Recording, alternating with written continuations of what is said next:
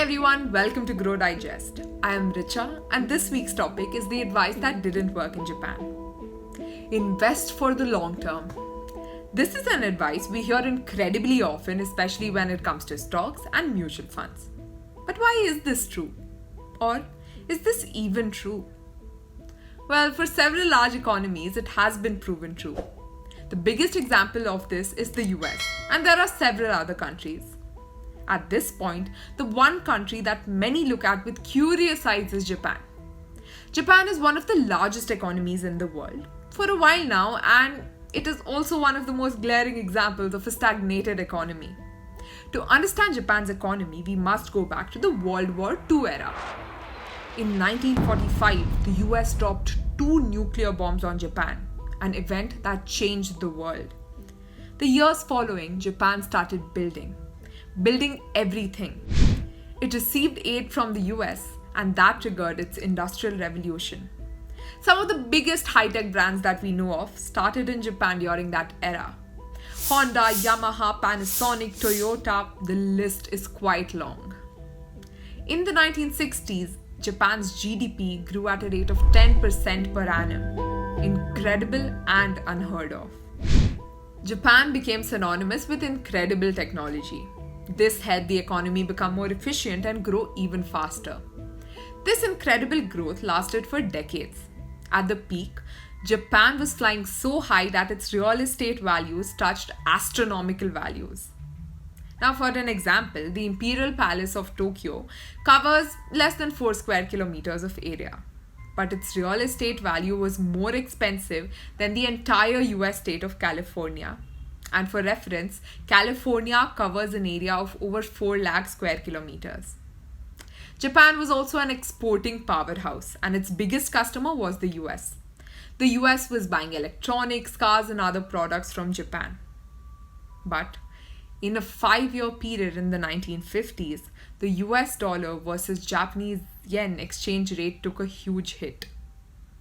In a 5-year period in the 1980s, the US dollar versus the Japanese yen exchange rate suffered. Exports from Japan to the US became even tougher. This meant that the Japanese economy would suffer since much of it depended on US exports. That's when they decided to shift the flow of demand. Instead of relying on US exports, they decided to look inwards. Now, since the decades following the massive industrial revolution, Japan's population saw a major upgrade in lifestyle. This middle-class population could now easily spend money buying goods that were now deemed essential, for example, washing machine, car, and many such products. And to encourage this behavior, Japan decided to lower the interest rates. Central banks all over the world use interest rates to control the economy. But what happens when you reduce these interest rates? People start to borrow more and spend more. And this result was achieved. People started to spend far more money buying many goods and services. They also started to invest in stocks and real estates. And we all know, when excess money enters the stock markets, the markets rise. This is exactly what happened. At its peak in 1990, Nikkei touched around 38,000, which is their version of Nifty 50. Now, at that point, everyone knew that the markets were extremely overvalued and a gradual cool down was attempted. But a gradual cool down it was not. The markets fell by over 60% in just 2 years. Now, everything so far seems very familiar to what we know about past market bubbles. Now, here's where it gets different. Whenever you ask an expert as an investor when you should invest in the market or enter the market, they usually tell you that invest for the long term, because in the long term, the growth is such that any downturn or bubble or recovery doesn't matter. And it has been proven true for many economies like the US, India, European Union, and many others. In Japan, the markets touched 38,000 in 1990 and fell. And to this day, they have not recovered. And 30 years later, the market is around 30,000. Now, obviously, you must be wondering why. Now, there are several theories around this. One, that Japan has a population problem. People live long lives and don't have enough kids. That means that their population is increasingly older. There aren't enough people to work, while there are many people who need support. This is stated as a reason as to why the economy hasn't recovered. The other one is that the Japanese markets have given good returns in a truly long-term period over a 50-year period.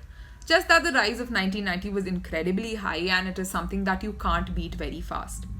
Some say that Japan advanced very fast and it reached its best possible state really early that did not leave any further room for growth. If you ask any expert about the Japanese economy, they dread that question. So, in conclusion, we all know what happened, but nobody knows why it happened. This is a humble reminder that no matter who you ask, nobody has all the answers. So, if you leave aside Japan, no other major economy has not given good returns or done well in the long term. And even in Japan, if you did not invest all your money between 1986 and 1993, then you would still have higher returns than investing in FD or RD in Japan. So that's it for today. We hope you enjoyed this story, and if you have any other story that you would like us to share, please let us know in the comment section. This video is a part of the Groww Digest, which we send to our users over mail. So if you are somebody who would like to receive this mail, then please go and visit groww.in/digest. And also there is a feedback link in the description. Please go ahead and fill it and we would love to hear from you. We hope you enjoyed today's video and you could learn something interesting. We also have a Telegram channel, so if you would like to join it, please visit the link in description. We share most latest updates about the stock market, tips around personal finance and many other things. And I'm sure this is something you would not want to miss. And for more such videos, please subscribe to Groww's YouTube channel and have a great time investing. See you again.